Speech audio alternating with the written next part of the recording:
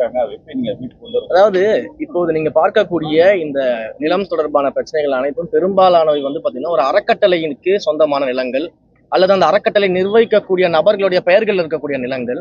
ஆனா என்ன அப்படின்னா அந்த அந்த நிலத்தை எதற்காக கொடுத்துருக்காங்க, என்ன பர்பஸ்க்காக அவங்க முன்னோர்கள் கொடுத்துருக்காங்க அப்படின்னு நம்ம பார்க்கும்போது கோயில்களுக்கு தர்ம காரியங்கள் செய்வதற்காக அந்த நிலங்கள்லாம் கொடுக்கப்பட்டிருக்கு. அது இண்டிவிஜுவல் பேர்ல இருந்தாலும் அறக்கட்டளை பேர்ல இருந்தாலும் இந்த பர்பஸ்க்கு தான் அதை யூஸ் பண்ணணும் அப்படின்றதெல்லாம் எழுதி வச்சுட்டு அந்த காலத்திலேயே கோயில்களுக்காக அதெல்லாம் கொடுத்துட்டு போயிருக்கிறாங்க.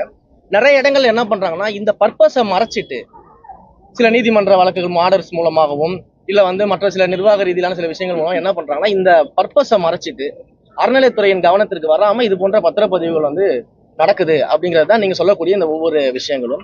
இந்த ஒவ்வொரு விஷயமும் நம்ம கவனத்துக்கு வந்த உடனேயே நம்ம சட்ட ரீதியாக நடவடிக்கை எடுக்கணும், காவல்துறை ரீதியாக நடவடிக்கை எல்லா நடவடிக்கையும் நம்ம எடுத்துக்கிட்டு இருக்கிறோம்.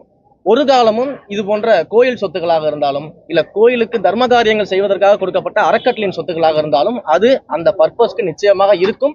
அதை ஒரு இடத்துலையும் இந்து சமய அறநிலையத்துறை கைவிடாது.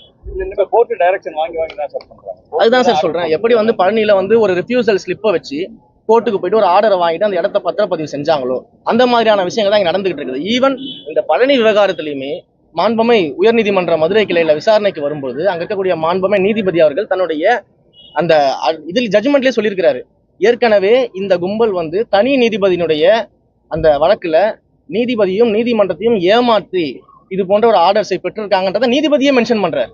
அப்ப இப்படிப்பட்ட இடங்கள்ல அந்த கேஸ் நம்ம கவனத்திற்கு வந்த உடனே நம்ம உடனடியாக நடவடிக்கை எடுக்கிறோம். கோர்ட்ல நம்ம அப்பீல் போகிறோம், போலீஸ் ஸ்டேஷன்ல கம்ப்ளைண்ட்ஸ் கொடுக்குறோம், எல்லாமே பண்றோம். இன்னைக்கு அந்த பழனி நம்ம ரிட்ரைவ் பண்ணிட்டோம். அந்த மாதிரி நம்ம கவனத்துக்கு வந்த உடனே நடவடிக்கை எடுக்கணும். நடவடிக்கை எடுக்காம இருக்கிறது தான் தப்பு.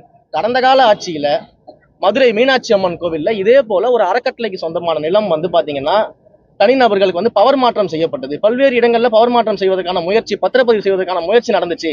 அப்படின்றது நம்ம கவனத்துக்கு வந்த உடனேயே 5 வருடங்களாக கடந்த ஆட்சியில அந்த கேஸ் மீது எந்த நடவடிக்கையும் எடுக்கல, காவல்துறை புகார் மீது எந்த நடவடிக்கையும் எடுக்கல. ஆனா இன்றைக்கு நாம ஆட்சிக்கு வந்த உடனே என்னுடைய கவனத்திற்கு வந்த உடனேயே கடந்த 10 நாட்களுக்கு முன்பாக அந்த மதுரை மீனாட்சி அம்மன் கோயில் விவகாரத்துல யாரெல்லாம் விற்றவர்கள் வாங்கியவர்கள் இருக்காங்களோ அத்தனை பேர் மேலையும் காவல்துறை நடவடிக்கை எடுக்கணும்னு கம்ப்ளைண்ட் கொடுத்து உடனடியாக 19 பேர் மீது எஃப்ஐஆர் போடப்பட்டுச்சு. அந்த 19 பேர் மீதும் நடவடிக்கை எடுக்கப்பட்டிருக்கு. இன்று கைது நடவடிக்கை இருக்கிறது. மதுரையில கைது பண்ணியிருக்கிறாங்க, விசாரணை நடந்து கொண்டிருக்கிறது. அப்ப நம்முடைய ஆட்சியை பொறுத்த வரைக்கும் இது போல தவறுகள் நடக்கிறது நம்ம கவனத்துக்கு வந்த உடனே அந்த நடவடிக்கை எடுக்கிறோம். நடவடிக்கை எடுக்காம இருந்தா நீங்க சொல்றது நியாயம். நடவடிக்கை நம்ம எடுத்துட்டு இருக்கோம் இல்லையா? கடந்த 5 வருஷம் ஏன் நடவடிக்கை எடுக்காம என்ன பண்ணிட்டு இருந்தாங்க? கடந்த ஆட்சியாளர்கள்லாம் தூங்கிக்கிட்டு இருந்தாங்களா? கோயிலை காப்பாத்துறோம், கோயிலை நாங்க தான் மீட்டுறோம், நாங்க தான் கோயிலை காக்க வந்தவர்கள், நாங்க தான் கோயில் நிலங்களை மீட்க வந்தவர்கள் பேசினாங்களா கடந்த 5 வருஷத்துல? ஏன் இந்த மதுரை மீனாட்சி அம்மன் கோயில் வழக்குல என்ன பண்ணிட்டு இருந்தாங்க? தூங்கிட்டு இருந்தாங்களா? ஏன் நடவடிக்கை எடுக்கல? ஏன் கைது பண்ணல? இப்ப நாங்க வந்தோன்னு எப்படி கைது பண்ணோம்?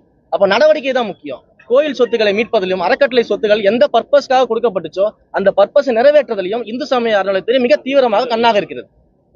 ஆட்சி அமைந்த பிறகு எவ்வளவு கோயில் திருப்பணிகளுக்கு அனுமதி கொடுத்திருக்கிறோம், பழைய திருப்பணிகள் விரைவுபடுத்தியிருக்கோமா? ஏற்கனவே இருக்கக்கூடிய திருப்பணிகள் எல்லாமே நம்ம விரைவுபடுத்தி நடத்திக்கிட்டு இருக்கிறோம். அதை தவிர வருகின்ற பட்ஜெட் கூட்டத்தொடரில் நம்முடைய அறிவிப்புகள் வெளியாகும். எத்தனை கோயில்களை நம்ம திருப்பணிகள் செய்ய போறோம், எவ்வளவு கும்பாபிஷேகங்கள் செய்ய போறோம், எத்தனை கோயில்கள் முழுமையாக சிதிலமடைந்த நிலைகளில் தமிழ்நாட்டில் இருக்கு, அது எத்தனை கோயில்கள் நம்ம எடுத்து செய்ய போறோம், பார்ஷியலா சிதிலமடைந்திருக்க கோயில்கள் எத்தனை கோயில் நம்ம எடுக்க போறோம், எவ்வளவு குளங்களை சீரமைக்க போறோம், எவ்வளவு தேர்களை நம்ம சீரமைக்க போறோம், அத்தனையும் வருகின்ற மானிய கோரிக்கை என்பது அறிவிப்பாக வெளியிடப்படும்.